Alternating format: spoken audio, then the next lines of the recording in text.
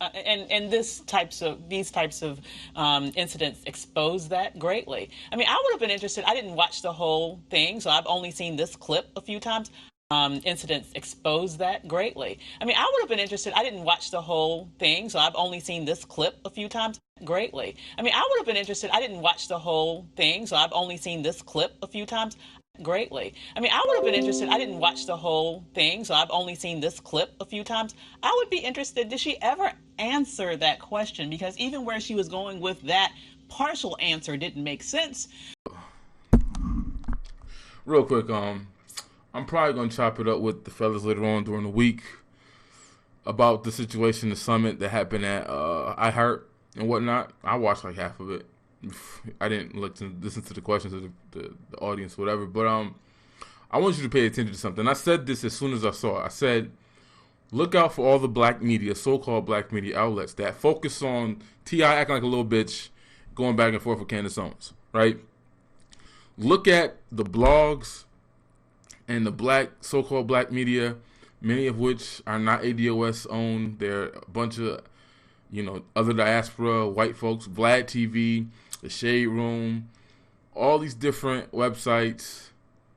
Look at who focused on that spat because they wanted the clicks, they wanted the likes, they wanted the views. Compare that to the people who shared Killer Mike's response and rebuttal to the whole situation. Because the people who shared the Killer Mike thing, even though I disagree with some of the stuff he said, those were black media outlets who cared about solutions and diversity of opinions and whatnot. But the people who focused on T.I.'s bitch ass, loud over talking people not making any sense, it's because they don't want solutions. They don't want black progress. That's just like, it's clear. I noticed it one by one. Now, I don't expect Vlad TV to not get the clicks and the likes. I don't expect, Shade Room and all these other, Complex, all these other different outlets. I expect them to be ratchet if that's what they do.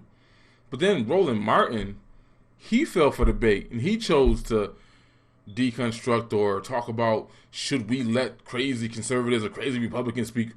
What do you mean we? This wasn't your event. This was a whole different event. The premise of the event was to have a diversity of opinion from different worldviews. Why do you think that you can dictate what black Republicans can and can't come to the conversation that it ain't even your conversation?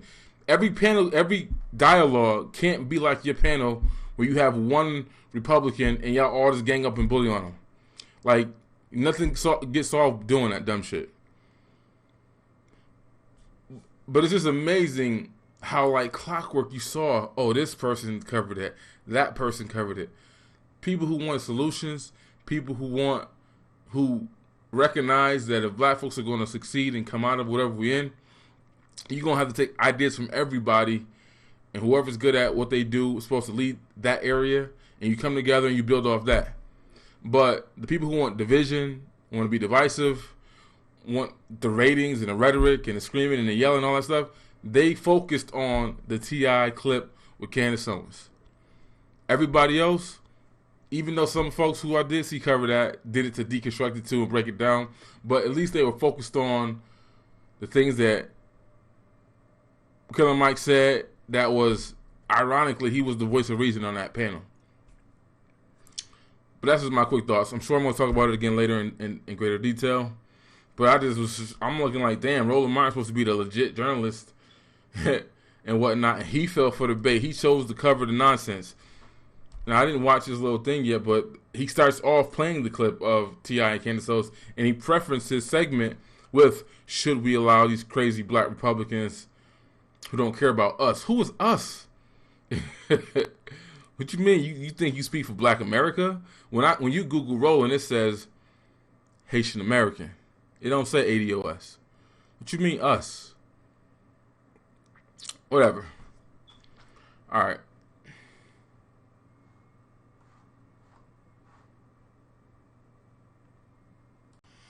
Yeah, that's just some of the publications that chose to focus on the ratchetness, whatever. But like I said before, those who chose to focus on the T.I. being a little bitch in Candace's face versus the Killer Mike rebuttal, again, that's just, to me, it's set in stone who wants to see black progress and who doesn't, who wants to just deal with the fuckery or whatnot.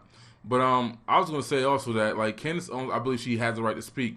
What I mean by that is I'm looking at other people's commentaries on it and like they're complaining about who was on the panel and what it was, and I'm like, I didn't take it for more than what it was. People without platforms and without the ability to get something like that, pontificate on what it should have been and what, like, no, it was what it was. This is Diddy, a hip hop mogul, and this is what I expect a hip hop mogul to put a panel together to have on his show or Revolt, whoever really owned it. I don't know if he the face for it or whatever, but he the face of it. But I wasn't expecting some deep, thought-provoking, intellectual debates on something that Diddy put together. So it is what it is. Every debate don't gotta be a bunch of bourgeoisie, ivory tower, elite-ass Negroes. We don't need to see that all the time. It's okay to see something from this angle because it gives you different perspectives or whatever. And I think Roland probably just wanted to be just like his response or his panel discussing the topic where it was just all one-sided, Negroes all saying the same dumb shit, and no diversity of thought or opinions. He's bragging about what he would do and who he has on, but even when you covered the topic, you ain't have one dissenting opinion about what's said in that situation. And you, the journalist, only focused on the T.I. Candace Owens thing, and you made a whole argument about her for the bag and this and that. Everybody on that panel has their own agenda and something going on. Every single one of them. Candace ain't the only one. And it doesn't benefit her to go into that space and have that conversation. So, like, that doesn't make any sense. Then he made it about himself saying, well, if I was talking bad about black folks, I'd be worth $40 million. Like, why are you making it about you now? Like, who cares about that? Like, we know that Coonan sells because black folks ain't got no money and they can't prevent it from happening. We already know that. That's not some new information. But I believe Candace has the right to speak on there. I don't necessarily agree with everything she be saying. I don't trust her as no conservative voice, even though she did say right there in the panel, I'm not a Republican. She said I'm a Trump supporter.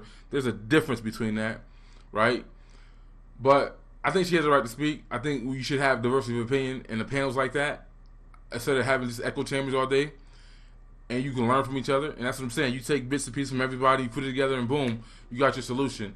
All the people that Killer Mike mentioned, they're all different ideologies and worldviews, but they all believed in black first, and they all believed in black progress. Yet, they found different ways of coming to that conclusion. But yeah, I just looking at some of the different people's responses and how everybody want to dictate what that should be. I'm like, no, it's Revolt, it's Diddy. I expected what it was to be that, nothing more. I wasn't expecting something like when freaking Michael Eric Dyson going against Travis Smiley or something like that. I wasn't expecting that, right? I was expecting what I got. And I'm saying people just don't want to hear it. Like, the funny thing, too, is like Candace, there's people who, like, O'Shea got into her ass, too. And I'm like, you can't say that there aren't any great times in history when Killer Mike said that. You didn't even respond to that. O'Shea didn't do it in his video. There historically have been. Like, and I know what Candace is about to say because I said it on Brian Anthony Logan's page before, and I knew what she's about to say. But she just didn't come with the statistics, probably because T.I. was cutting her off and being a little bitch. But I knew exactly what she was going to say because I said it before on Brian Anthony Logan's page, and I said he should make a shirt with that logo on it, and she was going to steal what he said. Well, what I said on his page. I know for a fact she was going to do that shit. But I was just going to break down all statistics of black situations before the welfare state. Black education, black unemployment, black marriage rates, black in-home wetlocks. All those statistics were better prior to 1960 than they are now. Right? Black men had a higher marriage rate than white men. Black men had a lower unemployment rate than white men. Like, there's the data right there. That's what I was hoping she could have came out her mouth and said.